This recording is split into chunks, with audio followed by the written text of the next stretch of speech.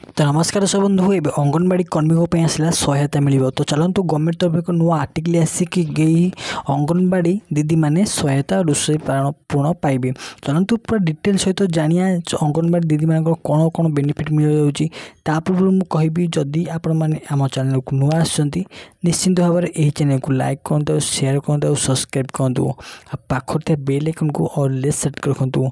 एवं राज्य सरकार नुआ पदक्षेप आनी अंगनवाड़ी दीदी मानी ना कौन ना अंगनवाड़ी दीदी जो मैंने अंगनवाड़ी दीदी अच्छा से सैलरी बढ़ा जाऊँगी। बहुत बड़ा खुशी खबर।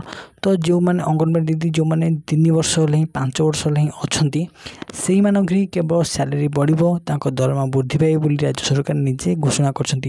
बाकी रही अंगनवाड़ी दीदी तापर जो जो महिला माने रोषे कर दौरान छात्र छात्री मान खाद्य से बढ़िए बोली शुणा जाइए। तो राज्य सरकार दिन दिन बहुत सारा भल भल पदक्षेप नहीं आसुँच। से भाव में महिला मानक अधिक गुरुत्व दी जाऊँगी। आम उपमुख्यमंत्री प्रभात परिड़ा कहते एवं महिला निजे निजे सक्षम हो पारे और निजे निजे रोजगार कर निजे निजे सक्षम होगा चेष्टा कर।